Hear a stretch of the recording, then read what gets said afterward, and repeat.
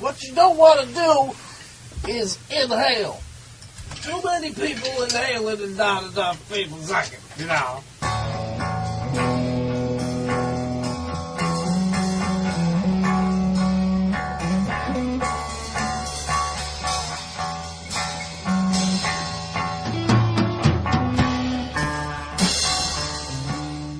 So I thought I would read some poetry for you. But I don't have any. So, you just so.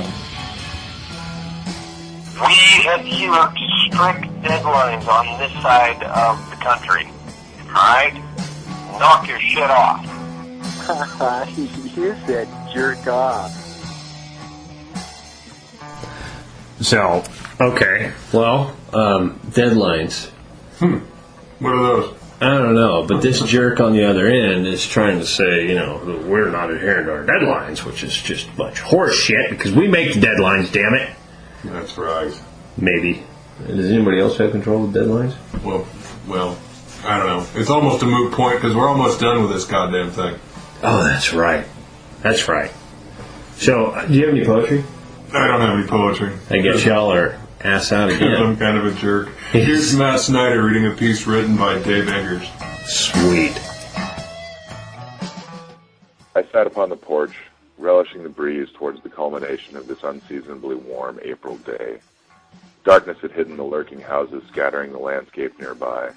There was a soft scent of summer in the air, just tainted by the odors of the metallic presence of the city. You understand? I ceased staring out into the night. The hidden trees could no longer shield me with their boughs of silence. I looked up at my father-in-law sitting across from me on the open porch, his ancient visage just visible in the gloom across the years. No, I don't understand at all. I walked inside the house on some pretext. Indoors was stifling. A moment later, my wife stepped in beside me. I knew you would hate that story, she said in a low voice, though my father-in-law's hearing was so poor that she easily could have shouted. He doesn't understand, Even though he should, he doesn't see the hypocrisy. I know. The ghetto Lichmannstadt, also known as the Lodz Ghetto, was the second largest enforced confinement community after the one in Warsaw, created for housing Jews in German-occupied Poland. My father-in-law was born in Poland in 1920. He was part of a large family, the middle of 6 children born to a well-to-do jeweler. Then came the Nazis. Life changes radically for he and his family, but not all at once. Of course, their belongings and businesses were all taken. They had very little of material objects to carry upon their backs to work the German machine. Yet they lived. At first they lived. Because the remarkable productivity of the ghetto managed to survive until August 1944, when the remaining population was transported to Auschwitz. My father-in-law managed to eke out an existence for himself and the bits of his family by dealing with the black market.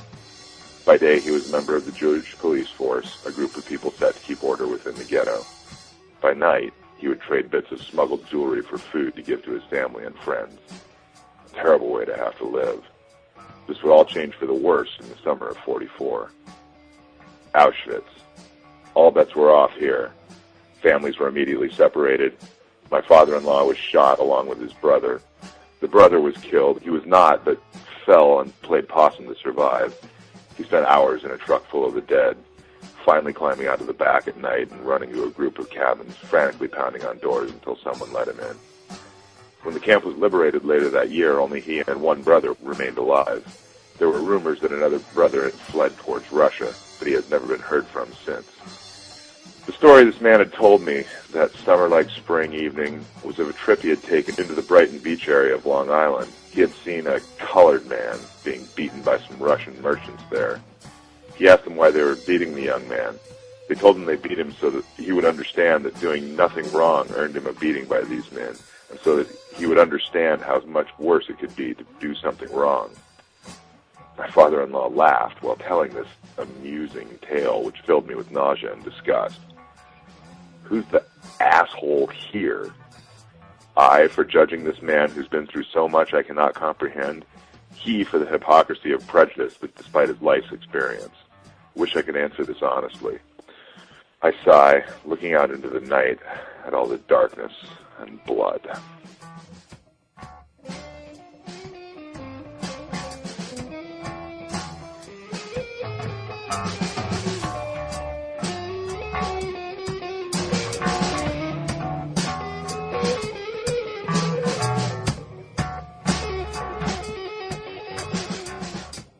But am I a jerk? Would you call me a jerk? Whoa. Wait, don't hang up yet. You gotta have a lot of patience for this.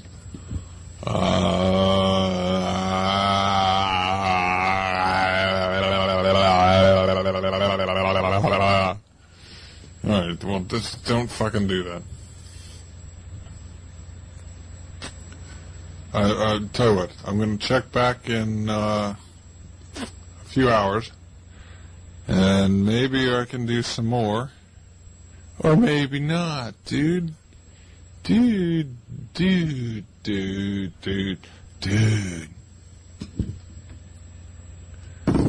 I think we ought to just maybe edit that shit out.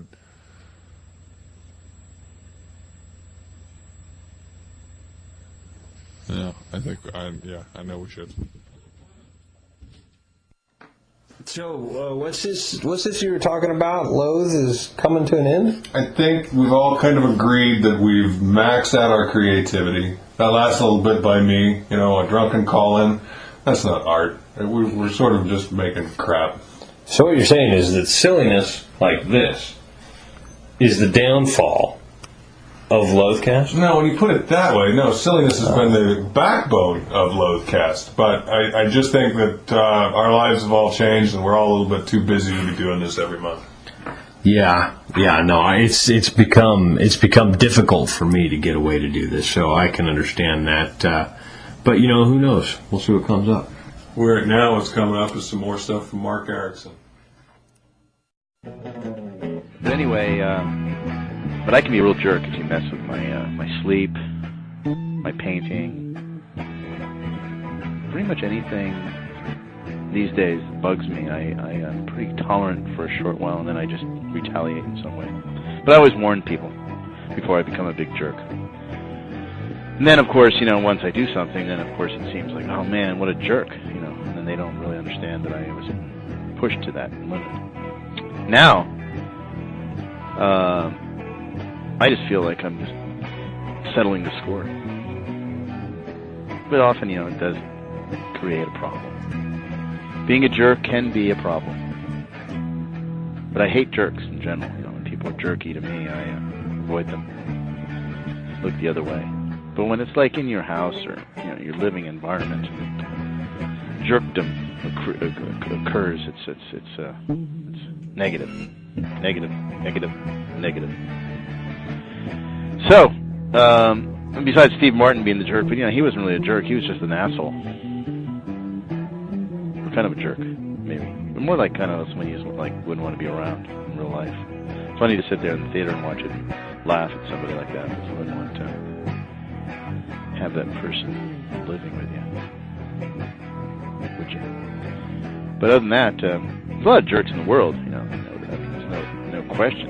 Look at the last 8 years in Washington, we had the biggest jerk on the planet was Dick Cheney, and Rumsfeld, and Wolfowitz, and George Bush, really wasn't a jerk. He was just kind of an idiot.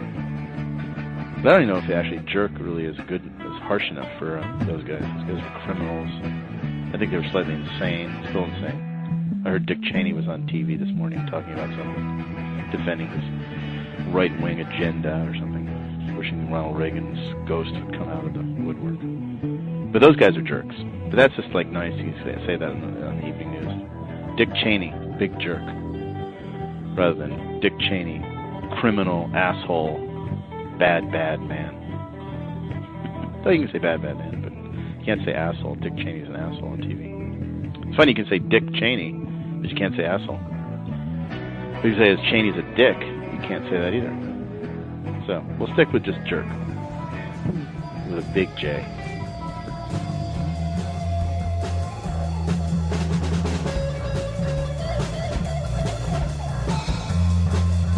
The thing is, why aren't we being paid for this? No, here's the real thing.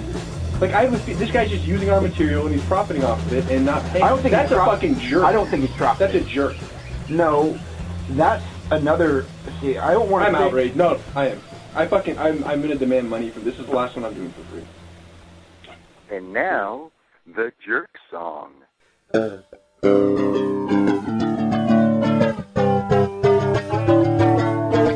you a jerk? I don't know. Why you a jerk? Well, I don't know. Why you a jerk? You got to go. Why you a jerk? I don't know. Why you a jerk? Well, I don't know. Why you a jerk? I don't know, but you got to go.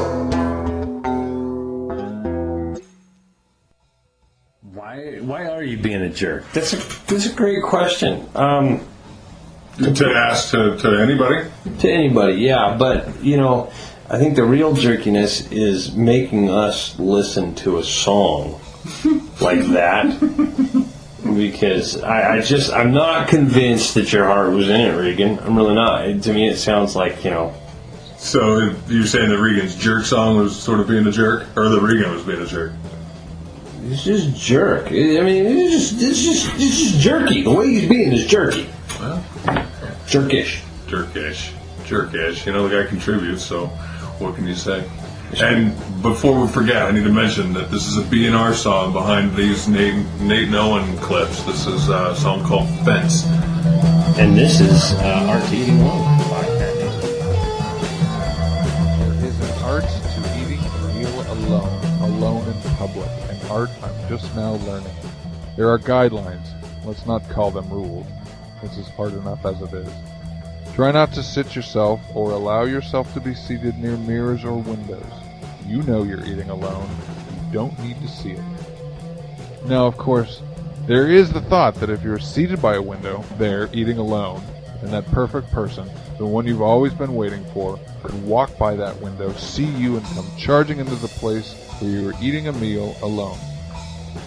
That won't, of course, happen, but you could choose a window seat and peer hopefully out at passing strangers. You only look more desperate than you might really be, but that's your business. I don't care for that sort of thing, and I don't care for you, especially if you're going to have that attitude. That's why I'm trying to hone the art of eating alone in the first place.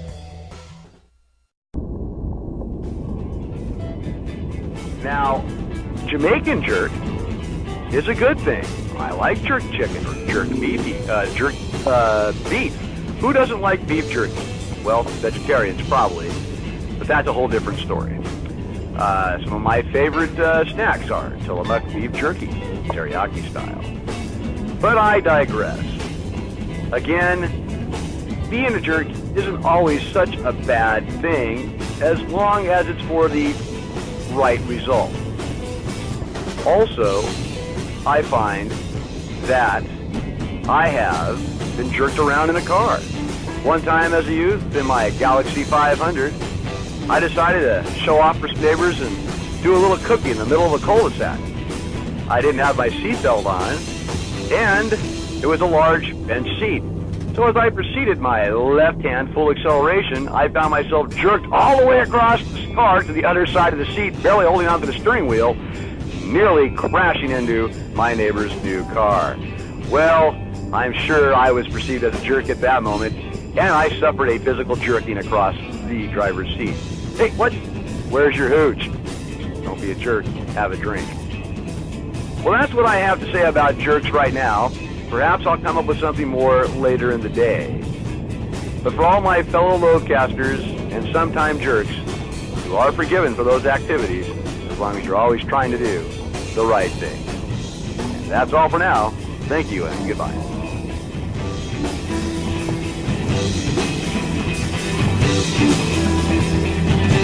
Thanks, Dave Boyle. Was he just defending jerks? Yeah, sometimes it has to be defended. I guess so.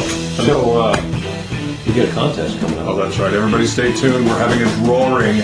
Everybody that called in last weekend on May 9th and 10th, called into the hotline, has been entered in a drawing to win a donated version of Loathe Music Volume 2. Volume 2! Not only did Jason Chastain have the decency to make the thing, but he's donating this first initial copy. And I'm told it's a one-off, so it's going to be worth a lot of money when all is said and done.